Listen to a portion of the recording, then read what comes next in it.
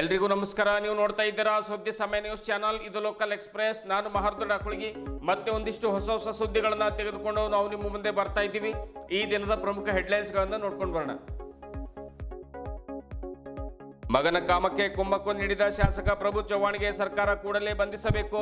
ಪ್ರತೀಕ್ ಚವ್ಹಾಣ್ ಪ್ರಕರಣ ಎಸ್ಐಟಿ ತನಿಖೆಯಾಗಬೇಕು.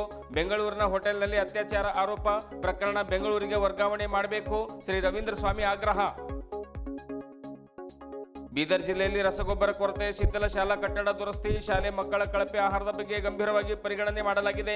ಜಿಲ್ಲಾ ಪಂಚಾಯತ್ ಸಭಾಂಗಣದಲ್ಲಿ ನಡೆದ ಪ್ರಗತಿ ಪರಿಶೀಲನಾ ಸಭೆಯಲ್ಲಿ ಸಚಿವ ಈಶ್ವರ್ ಬಿ ಖಂಡ್ರೆ ಹೇಳಿಕೆ. ಸಭೆಯಲ್ಲಿ ವಿವಿಧ ಇಲಾಖೆಯ ಅಧಿಕಾರಿಗಳು ಭಾಗಿ. ಇಂದಿನ ಒಂದಿಷ್ಟು ವಾರ್ತೆಗಳ ವಿವರಗಳನ್ನು ನೋಡ್ಕೊಂಡು ಬರೋಣ. ಮಗನ ಕಾಮಕ್ಕೆ ಕುಮ್ಮಕ್ಕು ನೀಡುತ್ತಿರುವಂತಹ ಒಂದು ಔರಾದ್ ಶಾಸಕ ಪ್ರಭು ಚವ್ಹಾಣ್ ಅವರನ್ನ ಕೂಡಲೇ ಬಂಧಿಸಬೇಕು. ಯುವತಿಯರ ಜೀವನ ಹಾಳು ಮಾಡಿರುವಂತಹ ಪ್ರಭು ಚವ್ಹಾಣ್ ಅವರ ಪುತ್ರ ಪ್ರತೀಕ್ ಚವ್ಹಾಣ್ ಪ್ರಕರಣ ಕುರಿತು ಎಸ್ಐಟಿ ತನಿಖೆಯಾಗಬೇಕೆಂದು ಏಕತಾ ಫೌಂಡೇಶನ್ ಅಧ್ಯಕ್ಷರಾಗಿರುವಂತಹ ರವೀಂದ್ರ ಸ್ವಾಮಿ ತಿಳಿಸಿದರು. ನಗರದ ಜಿಲ್ಲಾ ಪತ್ರಿಕಾ ಭವನದಲ್ಲಿ ಶನಿವಾರ ಕರೆದ ಪತ್ರಿಕಾಗೋಷ್ಠಿಯನ್ನು ಉದ್ದೇಶಿಸಿ ಮಾತನಾಡಿರುವಂತಹ ಅವರು, ಇತ್ತೀಚೆಗೆ ನೆರೆಯ ಉದಗಿರ್ ನಗರದ ಯುವತಿ ಸಂಧ್ಯಾ ರಾಠೋಡ್ ಅವರನ್ನ ವಿವಾಹವಾಗುವುದಾಗಿ ನಂಬಿಸಿ ಬೆಂಗಳೂರು, ಶಿರ್ಡಿ, ಲಾತೂರ್ ಸೇರಿದಂತೆ ಅನೇಕ ಕಡೆ ಕರೆದೊಯ್ದು ಆಕೆಯ ಶೀಲ ಹಾಳು ಮಾಡಿರುವುದು ಅಲ್ಲದೆ ಆಕೆಯೊಂದಿಗೆ ನಿಶ್ಚಿತಾರ್ಥ ಮಾಡಿಕೊಂಡಿದ್ದನ್ನು ಮುರಿದು ಹಾಕಿರುವುದಾಗಿ ಹೇಳಿ ಮೊನ್ನೆಯಷ್ಟೇ ಶಾಸಕ ಪ್ರಭು ಚವ್ಹಾಣ್ ಹೇಳಿದರು.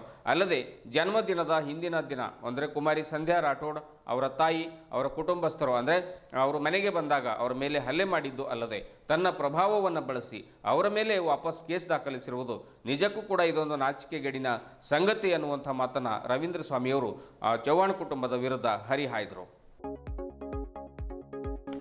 ಈ ಹಿಂದೆ ಔರಾದ್ ತಾಲೂಕಿನ ಪೂಜಾ ತಂದೆ ಗಂಗಾಧರ್ ರಾಠೋಡ್ ಎನ್ನುವ ಯುವತಿಯೊಂದಿಗೂ ಪ್ರತೀಕ್ ಚವ್ಹಾಣ್ ನಿಶ್ಚಿತಾರ್ಥ ಮಾಡುವುದಾಗಿ ನಂಬಿಸಿ ಅವರಿಂದ 26 ಎಕರೆ ಜಮೀನು ವಶಪಡಿಸಿಕೊಂಡು ಅವರ ಕುಟುಂಬವನ್ನ ಬೀದಿಗೆ ತಂದಿದ್ದಾರೆ. ಮಗನ ಕಾಮದಾಹಕ್ಕೆ ಒಬ್ಬ ತಂದೆಯಾಗಿ ಬುದ್ಧಿ ಹೇಳುವ ಬದಲು ಮಗನ ಪರವಾಗಿ ನಿಂತು ಪತ್ರಿಕಾಗೋಷ್ಠಿಯನ್ನು ನಡೆಸಿ ಈ ಪ್ರಕರಣ ಬೇರೆಡೆಗೆ ಕೊಂಡೊಯ್ಯಲು ಮಾಜಿ ಕೇಂದ್ರ ಸಚಿವ ಭಗವಂತ್ ಖೂಬಾ ಅವರ ಮೇಲೆ ಗೂಬೆ ಕೂಡಿಸುವಂತ ಪ್ರಯತ್ನ ಮಾಡ್ತಾ ಇದ್ದಾರೆ. ಈ ಪ್ರಕರಣದಿಂದ ನುಣುಚಿಕೊಳ್ಳಿಕ್ಕೆ ಪ್ರಯತ್ನ ಮಾಡ್ತಾ ಇದ್ದಾರೆ ಎಂದು ರವೀಂದ್ರ ಸ್ವಾಮಿ ಶಾಸಕ ಪ್ರಭು ಚವ್ಹಾಣ್ ವಿರುದ್ಧ ಕಿಡಿಕಾರಿದ್ರು. ಕಳೆದ 15 ವರ್ಷಗಳಿಂದ ಔರಾದ್ ತಾಲೂಕಿನಲ್ಲಿ ಕಾನೂನು ಸುವ್ಯವಸ್ಥೆ ನೆಲಕಚ್ಚಿದೆ. ಭೂ ಕಬಳಿಕೆ ಮುಗಿಲು ಮುಟ್ಟಿದೆ. ಅತ್ಯಾಚಾರ ತಾಂಡವವಾಡ್ತಾ ಇದೆ. ಕಾನೂನು ಸುವ್ಯವಸ್ಥೆ ಇಲ್ಲದೆಯೇ ತನ್ನ ರಾಜಕೀಯ ಪ್ರಭಾವವನ್ನು ಬಳಸಿ ಈ ಮೇಲಿನ ಕೃತ್ಯಗಳಿಗೆ ಕುಮ್ಮಕ್ಕು ನೀಡುತ್ತಾ ಇರುವಂತಹ ಪ್ರಭು ಚವ್ಹಾಣ್ ಓರ್ವ ಭ್ರಷ್ಟಾಚಾರಿ ಎನ್ನುವುದರಲ್ಲಿ ಯಾವುದೇ ಸಂದೇಹವಿಲ್ಲ ಎಂದು ಹೇಳಿದರು. ವಿಧಾನಸೌಧದಲ್ಲಿ ಹಾಲಿ ಸಂಸದೆ ಪ್ರಿಯಾಂಕಾ ಗಾಂಧಿಯವರ ಖಾಸಗಿ ಅಂಗಾಂಗವನ್ನು ಝೂಮ್ ಮಾಡಿ ನೋಡುವ ಮೂಲಕ ಮಗನಿಗಿಂತ ತಾನು 100 ಪಟ್ಟು ಕಾಮುಕ ಎಂಬುದನ್ನು ಪ್ರಭು ಚವ್ಹಾಣ್ ರುಜುವಾತು ಮಾಡಿದ್ದಾರೆ ಎಂದು ಹರಿಹಾಯ್ದರು. ಹಾಲಿ ಸಿಎಂ ಸಿದ್ದರಾಮಯ್ಯನವರನ್ನೇ ಈ ಹಿಂದೆ ತಾನು ಪಶುಸಂಗೋಪನಾ ಸಚಿವರಾಗಿದ್ದಾಗ ಜೈಲಿಗೆ ತಳ್ಳುವುದಾಗಿ ಬೆದರಿಕೆ ಹಾಕಿದ್ರು. ಪ್ರಭು ಚವ್ಹಾಣ್ ಅವರು ಹಾಗೂ ಅವರ ಮಗನ ಮೇಲೆ ಸುಮೋಟ್ ಕೇಸನ್ನು ದಾಖಲಿಸಿ ಬಂಧಿಸಬೇಕು. 3 ಯುವತಿಯರ ಜೀವನ ಹಾಳು ಮಾಡಿದ ಪ್ರತೀಕ್ ಚವ್ಹಾಣ್ ಅವರ ಈ ಪ್ರಕರಣ ಎಸ್ಐಟಿ ತನಿಖೆ ಆಗಬೇಕು ಎಂದು ತಿಳಿಸಿರುವಂತಹ ಅವರು, ನೊಂದ ಯುವತಿಯರಿಗೆ ನ್ಯಾಯ ದೊರೆಯುವವರೆಗೂ ಏಕತಾ ಫೌಂಡೇಶನ್ ಅವರ ಬೆನ್ನಿಗೆ ನಿಲ್ಲಲಿದೆ. ಅತ್ಯಾಚಾರದ ಆರೋಪ ಎದುರಿಸ್ತಾ ಇರುವಂತಹ ಪ್ರತೀಕ್ ಚವ್ಹಾಣ್ ಅವರ ಪ್ರಕರಣ ನಿಶ್ಚಿತಾರ್ಥಕ್ಕೂ ಮೊದಲು ಬೆಂಗಳೂರಿನ ಹಾಲಿಡೇ ಇನ್ ಹೋಟೆಲ್ನಲ್ಲಿ ಯುವತಿಯೊಂದಿಗೆ ನಡೆದ ಅತ್ಯಾಚಾರ ಕುರಿತು ಪ್ರಕರಣವನ್ನು ಬೆಂಗಳೂರಿಗೆ ವರ್ಗಾಯಿಸಲಿ ಎಂದು ರವೀಂದ್ರ ಸ್ವಾಮಿ ಹೇಳಿದರು. ಪ್ರಭು ಚವ್ಹಾಣ್ ಅವರು ಈ ನೆಲದ ಕಾನೂನಿನ ಮೇಲೆ ಏನಾದರೂ ನಂಬಿಕೆ ಇಟ್ಟಿದ್ರೆ, ಸಂವಿಧಾನದ ಮೇಲೆ ಅವರಿಗೆ ಏನಾದರೂ ನಂಬಿಕೆ ಇದ್ರೆ ತಮ್ಮ ಮಗನನ್ನ ಕಾನೂನಿಗೆ ಒಪ್ಪಿಸಬೇಕು, ಅವರನ್ನ ಕಾಪಾಡಬಾರದು ಅನ್ನುವಂಥ ಮಾತನ್ನು ಕೂಡ ಹೇಳಿದರು. ಇದೇ ಸಂದರ್ಭದಲ್ಲಿ ತೇಜರಾವ್ ಮುಳೆ, ಅಶೋಕ್ ಪಾಟೀಲ್ ಹೊಕ್ರಾಣ, ಸಂದೀಪ್ ಪಾಟೀಲ್ ಹಂಗರ್ಗ, ಧನಾಜಿ ಕಾಂಬ್ಳೆ, ಪ್ರಭು ಸ್ವಾಮಿ, ಹಣಮು ಪಾಜಿ, ಪ್ರಕಾಶ್ ಪಾಟೀಲ್ ಸೇರಿದಂತೆ ಇನ್ನು ಅನೇಕ ಜನರು ಒಂದು ಸುಮಾರು 50-60ಕ್ಕೂ ಹೆಚ್ಚು ಕಾರ್ಯಕರ್ತರು ಈ ಒಂದು ಪತ್ರಿಕಾಗೋಷ್ಠಿಯಲ್ಲಿ ಪಾಲ್ಗೊಂಡಿದ್ದರು. ಪ್ರಕರಣ ಈ ಹಿಂದೆ ಕಿರುಗುಣವಾಡಿಯ ಗಂಗಾಧರ್ ರಾಠೋಡ್ ಎಂಬರ ಮಗಳೊಬ್ಬರು ಪೂಜಾ ರಾಠೋಡ್ ಎಂಬರು ಕೂಡ ಮಹಿಳಾ ಆಯೋಗಕ್ಕೆ ಕಂಪ್ಲೇಂಟ್ ಕೊಟ್ಟಿದ್ದರು, SP ಸಾಹೇಬರಿಗೆ ಕಂಪ್ಲೇಂಟ್ ಕೊಟ್ಟಿದ್ದರು. ಆ ಕುಟುಂಬದ ಮದುವೆ ಮಾಡ್ತೀನಿ ಅಂತೇಳಿ ಮಾಡ್ಕೊಂಡು ಆ ಕುಟುಂಬ ಕೂಡ ಇವರು ಮೋಸ ಮಾಡಿದರು. 26 ಎಕರೆ ಭೂಮಿ ಅವ್ರ ಅಜ್ಜಂದು, ಅಂದರೆ ಅವರಿಗೆ ಆ ಹುಡುಗಿಗೆ ತಾಯಿ ತಂದೆ ಅಜ್ಜಗೆ 2 ಹೆಂಡ್ರು ಅದ. 26 ಎಕರೆ ಭೂಮಿ ರಿಜಿಸ್ಟ್ರೇಷನ್ ಮಾಡ್ಕೋಬೇಕಾದ್ರೆ ಒಂದು 30/40 ಸೈಟ್ ಮಾಡಬೇಕಾದ್ರೂ ನಾವು ಕನ್ಸಲ್ಟಿಂಗ್ ವಿಟ್ನೆಸ್ ತೊಗೋತೀವಿ. ಯಾರಿಗೂ ಇಲ್ಲದೆ ಒಬ್ಬ ಅಜ್ಜಗೆ ಮಾಡ್ಕೊಂಡು 26 ಎಕರೆ ಭೂಮಿ ಕಬಳಿಕೆ ಆಗಿದಂಥ ವಿಷಯ ಇದೆ. ಅದರ ನಂತರ ತಾವೆಲ್ಲ ನೋಡಿರ್ಬೋದು, ಈ ಹಿಂದೆ ಸಂಧ್ಯಾ ಇಲ್ಲಿ ಪ್ರೆಸ್ ಮೀಟ್ ಮಾಡಿದಾಗ ಇನ್ನೊಬ್ಬಕ್ಕೆ ಹುಡುಗಿ ಜೊತೆ ಮಾತಾಡಿದ ವಿಷಯನ ಗಮನಕ್ಕೆ ಬಂತು, ಮಾಧ್ಯಮದವರಿಗೆ ಆಗಿರ್ಬೋದು, ನಮಗೆಲ್ಲ. ಇಂಥ ಭಾಳಷ್ಟು ಪ್ರಕರಣಗಳವ. ಇದು SIT ಕೊಟ್ಟಾಗೆ ಸಾಧ್ಯ ಆಗುತ್ತೆ. ಇದರಲ್ಲಿ ಎಷ್ಟು ಜನರಿಗೆ ಪ್ರತೀಕ್ ಚವ್ಹಾಣ್ ಮೋಸ ಮಾಡಿದಾನಂತೇಳಿ ಎರಡನೇದು ಪ್ರಭು ಚವ್ಹಾಣ್ ಇಷ್ಟು ಪ್ರಭಾವಿ ಆದಾರಂದ್ರೆ 5ನೇ ತಾರೀಕು ಅವ್ರ ಮನೆಗೆ 6ನೇ ತಾರೀಕು ಅವ್ರ ಬರ್ಡೇ ಇತ್ತು. 5ನೇ ತಾರೀಕಿಗೆ ಇವ್ರ ಕುಟುಂಬಸ್ಥರು ಅವ್ರ ಮನೆಗೆ ಹೋಗಿ ಒಂದು ಬರ್ಡೇ ವಿಶ್ ಮಾಡಬೇಕು, ಈ ವಿಷಯದಾಗ ಮಾತಾಡಬೇಕು ಅಂತೇಳಿ ಹೋದಾಗ ಅವರು ಅವ್ರ ಮೇಲೆ ಹಲ್ಲೆ ಮಾಡಿರ್ತಾರೆ. ಅವ್ರ ಮನೆಯಲ್ಲೇ CC ಕ್ಯಾಮ್ರಾ ಇದೆ, ಅವ್ರದ್ದೇ ಅಂಗರಕ್ಷಕರು ಇರ್ತಾರೆ. ಹಲ್ಲೆ ಆದಾಗ ಆ ವಿಷಯ ಅಲ್ಲಿಗೆ ಅವತ್ತಿನ ಸಬ್ಜೆಕ್ಟ್ ಕ್ಲೋಸ್ ಆಗಿರ್ತದೆ. ಅವರಿಗೆ ಹುಡುಗಿ ಮನೆಯವರಿಗೆ ಯಾವುದೇ ಥರ ಸಪೋರ್ಟ್ ಇರೋಂಗಿಲ್ಲ. ಆದರೆ ಇವತ್ತು 20ನೇ ತಾರೀಕಿನ 15 ದಿವಸದ ನಂತರ ಏನು ಇಲ್ಲಿ ಈ ಮಹಿಳಾ ಆಯೋಗ ಮತ್ತು SP ಸಾಹೇಬರ ಇಂಟರ್ಲಿಂದ ಏನು FIR ಆಗುತ್ತೋ 4 ಗಂಟೆಗೆ, ಅವತ್ತೇ ಸಾಯಂಕಾಲ 8 ಗಂಟೆಗೆ ಹೊಕ್ಕಣ ಪೊಲೀಸ್ ಸ್ಟೇಷನ್ ಮೇಲೆ ಅವ್ರ ಮೇಲೆ ಕುಟುಂಬದ ಮೇಲೆ FIR ಆಗ್ತಾವೆ. ಅವ್ರ ತಂದೆ ಮೇಲೆ, ತಾಯಿ ಮೇಲೆ, ಅವ್ರ ಮೇಲೆ. ಅಂದ್ರೆ ಒಂದು ಇದು ಅವ್ರಿಗೆ ಬೆದರಿಸೋಂಥ ತಂತ್ರ. ಅದ್ರ ಜೊತೆ ಆರೋಪ ಬಂದದ ಮಗನ ಮೇಲೆ ತಂದೆ ಬಂದು ಪ್ರೆಸ್ ಮೀಟ್ ಮಾಡ್ತಾರೆ. ತಂದೆ ಬಂದು ಪ್ರೆಸ್ ಮೀಟ್ ಮಾಡಿ ಏನು ಹೇಳ್ತಾರ, ನನ್ನ ಮಗ ಅಂದರೆ ಯಾವುದೇ ರೀತಿ ತಪ್ಪು ಮಾಡಿಲ್ಲ, ಎಲ್ಲ ಇನ್ಕ್ವೈರಿಗೆ ಎಲ್ಲ ಟೆಸ್ಟ್ಗಳಿಗೆ ಸಿದ್ಧಿದ್ದಾನ, ನಾವು ಫೇಸ್ ಮಾಡೋಕೆ ರೆಡಿ ಇದ್ದೀವಿ ಅಂತ ಹೇಳ್ತಾರೆ. ಆರೋಪ ಯಾರ ಮೇಲೆ ಬಂದದ? ಮಗನ ಮೇಲೆ ಬಂದದ. ಸರಿ, ತಂದೆಯವ್ರು ಹೇಳ್ಯಾರ, ಈ ಶಾಸಕರಾಗಿ ನಮ್ಮ ದೇಶದ ಸಂವಿಧಾನ ಕಾನೂನಕ್ಕೆ ರಕ್ಷಣೆ ಕೊಡುವಂಥ ಕೆಲಸ ಅವ್ರದ್ದದ, ಅವರೇ ಕಾನೂನು ಹೆಜ್ಜೆ ಹರಿಸ್ತಾರಂದ್ರೆ ಏನು ಅರ್ಥ? ಹಾಗಾದ್ರೆ ಅವರು ಆರೋಪ ಬಂದದ ಮಗನ ಮೇಲೆ, ಮಗನಿಗೆ ಕರ್ಕೊಂಡು ಬಂದು ಮಗ ಹೇಳಬೇಕಿತ್ತು ನಾನು ಮಾಡಿದ ಸತ್ಯ ಅದ, ಹುಡುಗಿ ಆರೋಪ ಮಾಡೋದು ಸರಿ ಅದ, ನಿಜ ಅದ, ಏನದ ಅಂತೇಳಿ ಅದಕ್ಕೆ ಬಿಟ್ಟು ತಂದೆ ಹೇಳ್ತಾರೆ. ದುರ್ದೈವ ಅದ ಅಂತ ಹೇಳ್ಕೋಬೇಕು ಅಥವಾ ನಿಮ್ಮ ಪತ್ರಕರ್ತ ಬಂದರೂ ನೆನಪೋಗೋದು ಗೊತ್ತಿಲ್ಲ. ಯಾರೋ ಒಬ್ಬರು ಅವನಿಗೆ ಕೇಳಿಲ್ಲ ಏನಂತ, ಆಮೇಲೆ ನಿನ್ನ ಮಗನ ಮೇಲೆ ಆರೋಪ ಅದ, ನೀ ಯಾಕೆ ಬಂದಿದಪ್ಪ, ನಿನ್ನ ಮಗ ಎಲ್ಲಿ ಅಂತೇಳಿ. ಇವತ್ತಿಗೂ FIR ಆಗಿ ಇಷ್ಟು ದಿವಸ ಆಯಿತು, ಅವನು ಬೆಂಡಿಂಗ್ ನಿಂತ್ಕೊಂಡು. ನಿನ್ನೆ ನ್ಯಾಯಾಲಯದಲ್ಲಿ ಬೇಲ್ ರಿಜೆಕ್ಟ್ ಆಯಿತು. ಆರ್ಬೇಕಾದ್ರೆ ಅವ್ರ ಅಡ್ವೊಕೇಟು ಏನು ಸ್ಟ್ಯಾಂಡ್ ತೋತಾರ, ಇಲ್ಲಿ ಬಹಿರಂಗವಾಗಿ ಹೇಳಿದ್ರು. ಅವರು ಹುಡುಗಿ ಚರಿತ್ರೆ ಮೇಲೆ ಕ್ವಶನ್ ಮಾಡಿದ್ರು ಪ್ರೆಸ್ ಮೀಟಲ್ಲಿ.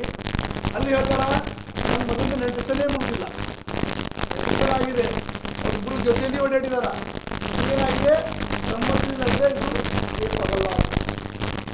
ನಿಮ್ಮ ನಿಜವಾದ ಏನು ಮುಖವಾಡ ಇದೆ, ಇದು ನಮ್ಮ ರಾಜ್ಯದ ಜನತೆ ಎದುರುಗಡೆ ಬರಬೇಕು ಎಂಬ ಉದ್ದೇಶದಿಂದ ನಾನು ನಿಮ್ಮ ಎದುರುಗಡೆ ಬಂದೀನಿ.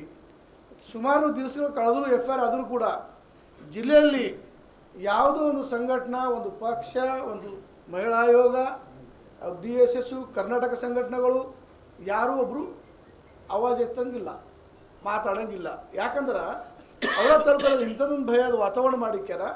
ಯಾರು ಆವಾಜ್ ಎತ್ತಾರೋ ಅವ್ರ ಮೇಲೆ ಸುಳ್ಳು ಆರೋಪ ಹಾಕೋದು, ಅವ್ರ ಮೇಲೆ ಸುಳ್ಳು ಕೇಸಸ್ ಹಾಕೋದು, ಹಾಕಿ ಅವರನ್ನು ಪರಿಶೀಲನೆ ಮಾಡ್ಕೊತ ಈ ಗೋಜಿಗೆ ಯಾರು ಹೋಗ್ಬೇಕಪ್ಪ, ಇಷ್ಟು ಪ್ರಭಾವಿ ವ್ಯಕ್ತಿಯನ್ನ ಇವನ್ನೆದುರು ಇವತ್ತು ನಾವು ಏನಾದರೂ ಮಾಡಿದ್ದೀವಿ ಅಂತ ನಾಳೆ ನಮ್ಗೆ ಸಮಸ್ಯೆ ಮಾಡ್ತಾನೆ ಅಂತೇಳಿ ಇದು ತಿಳ್ಕೊಂಡವ್ರೆ.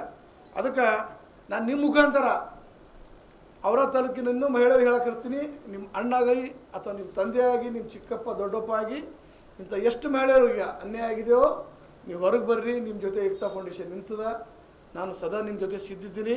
ಇಲ್ಲಿ ಕೂತರೆಲ್ಲ ಅವರ ತಾಲೂಕದ ಪ್ರಮುಖರ. ನಾವು ಇದು ಈ ಭೂಮಿಯಲ್ಲಿ ಅನ್ಯಾಯ ಬರ್ದಾಶ್ ಮಾಡೋಂಗಿಲ್ಲ. ಅನ್ಯಾಯ ಯಾರು ಮಾಡ್ತಾರೋ ಅವನಕ್ಕಿಂತ ದೊಡ್ಡವರು ಅನ್ಯಾಯ ಸಹಿಸ್ತಾನೆ. ಹಾಗಾಗಿ ನಾವೆಲ್ಲರೂ ಒಟ್ಟಾಗಿ ಈ ಪ್ರಭು ಚವ್ಹಾಣ್ ತಂದೆ ಮಕ್ಕಳು ಏನು ಕೃತ್ಯ ಮಾಡ್ಯಾರ, ಇದರಲ್ಲಿ ನಿಜವಾದ ಆರೋಪಿ ಏನೋ ಬೆನ್ನಿಗೆ ಕುಮ್ಮಕ್ಕೆ ನಿಂತಾರ ಪ್ರತೀಕ್ ಚವ್ಹಾಣ್ ಅಲ್ಲ, ಪ್ರಭು ಚವ್ಹಾಣ್ ಅವರು. ಸರ್ಕಾರ ಸೋಮೋಟೋ ಆಗಿ ಪ್ರಭು ಚವ್ಹಾಣ್ ಅವ್ರದ್ದು ಹೆಸರು FIR ಸೇರಿಸ್ಕೋಬೇಕು, ಇನ್ಕ್ವೈರಿ ಮಾಡಬೇಕು. ಇವರು ಎಷ್ಟು ಮಂದಿದು ಭೂಮಿ ಕಬಳಿಕೆ ಮಾಡಿದಾರ, ಎಷ್ಟು ಮಂದಿ ನಮ್ಮಲ್ಲಿ ಅವರ ತಾಲೂಕದಾಗ ಈ ಥರ ಹುಡುಗಿಯರ ಮೇಲೆ ಅತ್ಯಾಚಾರ ಎಸೆದಿದೆ, ಇದು ಎಲ್ಲ SIT ಮಾತ್ರ ಹೊರಗೆ ಬರೋಕ್ಕೆ ಸಾಧ್ಯ. ಹಾಗಾಗಿ ಈ ಕೇಸು ಫಸ್ಟ್ ಅತ್ಯಾಚಾರ ಆಗಿದ್ದು ಬೆಂಗಳೂರು ಹೋಟೆಲ್ ಹಾಲಿಡೇ ಇನ್ಸಿಡೆಂಟ್ ಆಗಿದೆ. ಎಂಗೇಜ್ಮೆಂಟ್ ಇಲ್ಲ, ಎಂಗೇಜ್ಮೆಂಟ್ ಬಿಫೋರ್ ಈಗ ನಾವು ತಿಳ್ಕೊಂಡು ಬಂದೀವಿ. ಎಂಗೇಜ್ಮೆಂಟ್ ಆಗಿದೆ 2024ರಲ್ಲಿ, ಅತ್ಯಾಚಾರ ಆಗಿದೆ 2023ರಲ್ಲಿ ಹೋಟೆಲ್ ಹಾಲಿಡೇ ಮೇ 5 and 6 ಡೇಟಿಗೆ. ಅಂದರೆ ಈ ಪ್ರಕರಣ ಆ್ಯಕ್ಚುಲಿ ಟ್ರಾನ್ಸ್ಫರ್ ಆಗಬೇಕು ಬೆಂಗಳೂರಿಗೆ, ನಮ್ಮ ಬೇಡಿಕೆ ಇದೆ. ಮತ್ತು ಇದು SIT ಕೊಡ್ಬೇಕು, ಅಂದ್ರೆ ಮಾತ್ರ ಈ ನೊಂದಂಥ ಮಹಿಳೆಯರಿಗೆ ನ್ಯಾಯ ಕೊಡೋಕ್ಕೆ ಸಾಧ್ಯ ಅದ ಅಂತ ಹೇಳಿ ಇದಕ್ಕೆ ಬಿಟ್ಟು ನಾವೇನು ಹೋರಾಟ ಮಾಡ್ತಾಯಿದ್ದೀವಿ. ನಾವು ಹೋರಾಟ ಮಾಡ್ತಾ ಇದ್ದಾಗ 5ನೇ ತಾರೀಕು ನಂತರ 5ನೇ ತಾರೀಕು ಅದೇನು ಅವ್ರ ಬರ್ಡೇಕ್ಕಿಂತ ಮೊದಲೇ ಇನ್ಸಿಡೆಂಟ್ ಆಯಿತು. ಮನೆಗೆ ಹೋದಾಗ ಪ್ರಭು ಚವ್ಹಾಣ್ ಅವ್ರಿಗೆ ಕಪಾಳ ಮೋಕ್ಷ ಮಾಡ್ತಾರೆ ಆ ಹುಡುಗಿ ತಾಯಿಗೆ. ಮಾಧ್ಯಮದಲ್ಲಿ ಬಂತು, ಎಲ್ಲ TV ಚಾನಲ್ದವ್ರು ನೋಡ್ಬೋದು, ಇಡೀ ರಾಜ್ಯನೇ. 15-20ನೇ ತಾರೀಕಿಗೆ ಅವ್ರ ಮೇಲೆ FIR ಆಗ್ತದೆ. ಹುಡುಗಿ ಮೇಲೆ ಅತ್ಯಾಚಾರ ಮಾಡಿದ ಮೂರು ಸರಿ ಅದ, ಆದಾಗೂ ಕೂಡ ಮತ್ತು ಅವ್ರ ಮೇಲೆ ಉಲ್ಟಾ FIR ಆಗ್ತದೆ ಅಂದ್ರೆ ಇದು ಯಾವ ಮಟ್ಟಕ್ಕೆ ಭಾರತ ಮಾತೆ ಕಿ ಜೈ BJP ಅವ್ರಿಗೆ ಅರ್ಥ ಆಗಬೇಕು. ಬೇಟಿ ಬಚಾವ್ ಬೇಟಿ ಪಡಾವ್ ಮಾಡಕ್ಕೆ ಹೊಂಟಾರ. ಯಾವ ಮಟ್ಟಕ್ಕಾದ್ರೂ ಒಂದು ಪ್ರಭು ಚೌರ ಒಂದು ಸಮಯ ತಿಮ್ಮ ಒಂದು ಏನಾದರೂ ಒಂದು ಇದು ತಯ ಮಾಡ್ಕೋಬೇಕು. ಇಷ್ಟೆಲ್ಲ ಮಾಡಿದ್ರು ಕೂಡ ನಾವು ನೀನು ಭೂಲ್ ಕಬ್ಲಿಕೆ ಮಾಡಿದ್ವಿ ನಿನ್ನ ಜೊತೆಯಲ್ಲಿದ್ದೆವು.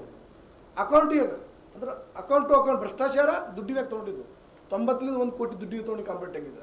ಅಂದ್ರೂ ನಿನ್ನ ಜೊತೆಯಲ್ಲಿದ್ದೆವು. ನೀ ಡುಪ್ಲಿಕೇಟ್ ಕಾಸ್ಟ್ ತೊಗೊಂಡು ಸರ್ಟಿಫಿಕೇಟ್ ಮಾಡಿದ್ರು ನಿನ್ನ ಜೊತೆಯಲ್ಲಿದ್ದೆವು. ನೀ ಹುಡುಗಿಯರ ಮೇಲೆ ಅತ್ಯಾಚಾರ ಮಾಡಿದ್ರು ನಿನ್ನ ಜೊತೆಯಲ್ಲಿದ್ದೆವು. ಇದು ಸರ್ಕಾರ ತಯ ಮಾಡಬೇಕು. ಅಷ್ಟೇ ಬಿಡ್ರಿ ಸರ್, ಎಷ್ಟು ಪ್ರಭಾವಿ ಅದರಂದ್ರೆ ಈಗಿದ್ದಂಥ ಸಿದ್ದರಾಮಯ್ಯ ಮುಖ್ಯಮಂತ್ರಿಯವರು ಅವ್ರಿಗೆ ವಿರೋಧ ಪಕ್ಷದಾಗ ಯಾವುದೋ ಗೋ ವಿಷಯನಾಗ ಸಬ್ಜೆಕ್ಟ್ದಾಗ ಏನೋ ಮಾತಾಡಿದಾಗ ಸಿದ್ದರಾಮಯ್ಯ ಅವ್ರಿಗೆ ಜೈಲಿಗೆ ಆಗ್ತದೆ. ನಮ್ಮದು ತಮಗೆಲ್ಲ ಮರ್ಲಿಕ್ಕಿಲ್ಲ ಇದ್ದಿರ್ಬೋದು ಅಥವಾ ಇಲ್ಲಂದ್ರೆ ನಾ ತಂದಿನ ಬೈಟದು ನಿಮಗೆಲ್ಲ ತೋರಿಸ್ಬೇಕಂತೇಳಿ ಹೈಕಮಾಂಡ್ ಶ್ರೀಮತಿ ಪ್ರಿಯಾಂಕಾ ಗಾಂಧಿಯವರು ಅಸೆಂಬ್ಲಿಯಲ್ಲಿ ಪವಿತ್ರವಾದ ಅಸೆಂಬ್ಲಿಯಲ್ಲಿ ಕೂತ್ಕೊಂಡು ಪ್ರೈವೇಟ್ ಪಾರ್ಟಿಯನ್ನು ಜೂಮ್ ಮಾಡಿ ನೋಡ್ದ. ಒಂದು ದಿವಸ ಎಂಟರ್ ಅಸೆಂಬ್ಲಿನೇ ಬಂದು ಹೋಯ್ತು. ಅಂದ್ರೆ ಅಪ್ಪೆಟ್ಟು ದೊಡ್ಡ ಕಾಮುಕ ಅದನ, ಅದ್ರ ಮುಂದೆ ಮಗ ಎಷ್ಟು ಅದನ. ಬೀದರ್ ಜಿಲ್ಲೆಯಲ್ಲಿ ರಸಗೊಬ್ಬರ ಕೊರತೆ, ಶಿಥಿಲ ಶಾಲಾ ಕಟ್ಟಡ ದುರಸ್ತಿ, ಶಾಲೆ ಮಕ್ಕಳ ಕಳಪೆ ಆಹಾರದ ಬಗ್ಗೆ ಗಂಭೀರವಾಗಿ ಪರಿಗಣಿಸಲಾಗುವುದು ಎಂದು ಅರಣ್ಯ ಪರಿಸರ ಜೀವಿಶಾಸ್ತ್ರ ಹಾಗೂ ಬೀದರ್ ಜಿಲ್ಲಾ ಉಸ್ತುವಾರಿ ಸಚಿವರಾಗಿರುವಂತಹ ಈಶ್ವರ್ ಖಂಡ್ರೆ ತಿಳಿಸಿದರು. ಅವರು ಜಿಲ್ಲಾ ಪಂಚಾಯತ್ ಸಭಾಂಗಣದಲ್ಲಿ ನಡೆದ ಕರ್ನಾಟಕ ಅಭಿವೃದ್ಧಿ ಕಾರ್ಯಕ್ರಮಗಳ ತ್ರೈಮಾಸಿಕ KDP ಸಭೆ ಅಧ್ಯಕ್ಷತೆಯನ್ನು ವಹಿಸಿ ಮಾತನಾಡುತ್ತಾರೆ.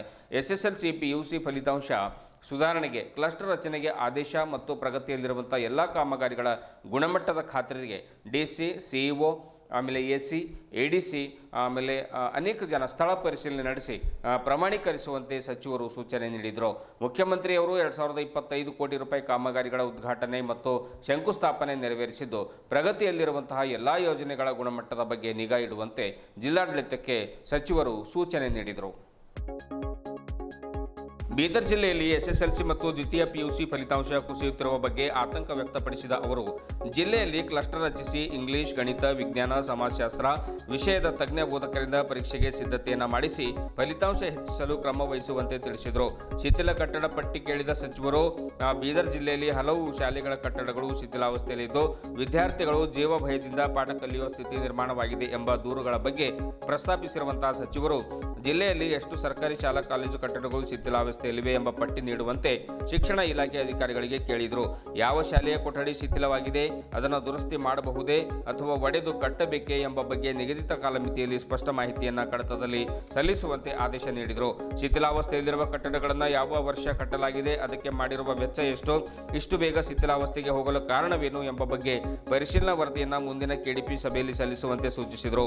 ಈ ಸಭೆಯಲ್ಲಿ ಪೌರಾಡಳಿತ ಮತ್ತು ಹಜ್ ಸಚಿವ ರಹೀಂ ಖಾನ್, ಶಾಸಕರಾದ ಸಿದ್ಲಿಂಗಪ್ಪ ಪಾಟೀಲ್, ಡಾಕ್ಟರ್ ಶೈಲೇಂದ್ರ ಬೆಲ್ದಾಳೆ, ಶರಣು ಸಲಗಾರ್, ವಿಧಾನ ಪರಿಷತ್ ಸದಸ್ಯರಾದ MG ಮೂಳೆ, ಭೀಮರಾವ್ ಪಾಟೀಲ್, ಚಂದ್ರಶೇಖರ್ ಪಾಟೀಲ್, ಮೀನುಗಾರಿಕೆ ನಿಗಮದ ಅಧ್ಯಕ್ಷೆ ಮಾಲಾ ಬಿ ನಾರಾಯಣರಾವ್, ಬೀದರ್ ನಗರಾಭಿವೃದ್ಧಿ ಪ್ರಾಧಿಕಾರದ ಅಧ್ಯಕ್ಷರಾದ ಬಸವರಾಜ್ ಜಾಬಶೆಟ್ಟಿ, DCC ಬ್ಯಾಂಕ್ ಅಧ್ಯಕ್ಷ ಅಮರ್ ಖಂಡ್ರೆ, ಜಿಲ್ಲಾ ಗ್ಯಾರಂಟಿ ಅನುಷ್ಠಾನ ಸಮಿತಿ ಅಧ್ಯಕ್ಷ ಅಮೃತರಾವ್ ಚಿಂಪೋಡೆ, ಜಿಲ್ಲಾಧಿಕಾರಿ ಶಿಲ್ಪಾ ಶರ್ಮಾ, ಜಿಲ್ಲಾ ಪಂಚಾಯತ್ ಮುಖ್ಯ ಕಾರ್ಯನಿರ್ವಹಣಾಧಿಕಾರಿ ಡಾಕ್ಟರ್ ಗಿರೀಶ್ ಬದೋಲೆ, ಜಿಲ್ಲಾ ಪೊಲೀಸ್ ವರಿಷ್ಠಾಧಿಕಾರಿ ಪ್ರದೀಪ್ ಕುಂಟಿ, ಜಿಲ್ಲಾ ಉಸ್ತುವಾರಿ ಕಾರ್ಯದರ್ಶಿ ರಂದೀಪ್ D ಸೇರಿದಂತೆ ಇನ್ನು ಅನೇಕ ಜನರು ಇಲಾಖೆಯ ಅಧಿಕಾರಿಗಳು, ಉನ್ನತ ಅಧಿಕಾರಿಗಳು ಈ ಒಂದು ಸಭೆಯಲ್ಲಿ ಉಪಸ್ಥಿತರಿದ್ದರು.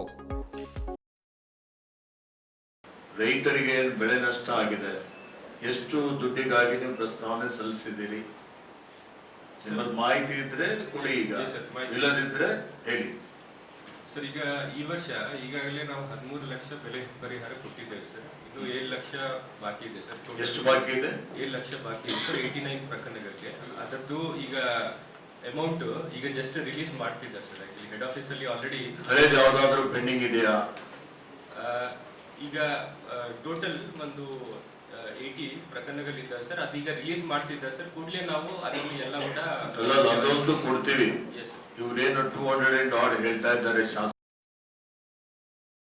ಹುಲಿಗಳು ಸತ್ತು ಮೃತಪಟ್ಟಿದ್ದಾರೆ. ಇದು ರಾಜ್ಯ ಮಟ್ಟದಲ್ಲಿ, ರಾಷ್ಟ್ರ ಮಟ್ಟದಲ್ಲಿ ಬಹಳಷ್ಟು ಚರ್ಚೆಗೆ ನಾಂದಿ ಆಯಿತು. ಸಾಯಲಿಕ್ಕೆ ಕಾರಣ ಏನು ಅಂತ ಹೇಳಿದ್ರೆ, ಮಲೆ ಮಹದೇಶ್ವರ ವನ್ಯಜೀವಿ ಧಾಮ ಏನಿದೆ ಅದು ಒಂದು ಕಾರ್ಟೆಲ್ ಇದೆ. ಅವ್ರೇನು ಅದರದ್ದೇನು ಗೊಬ್ಬರ ಬರ್ತದೆ, ಗೊಬ್ಬರ ಮಾರಾಟ ಮಾಡ್ಕೊಳ್ಳಿಕ್ಕೆ, ಮತ್ತು ಅವು ಹಾಲು ಕೊಡದೇ ಇರುವಂತಹದ್ದು ಇದ್ರೂ ಅವೆಲ್ಲ ಸ್ಲಾಟರ್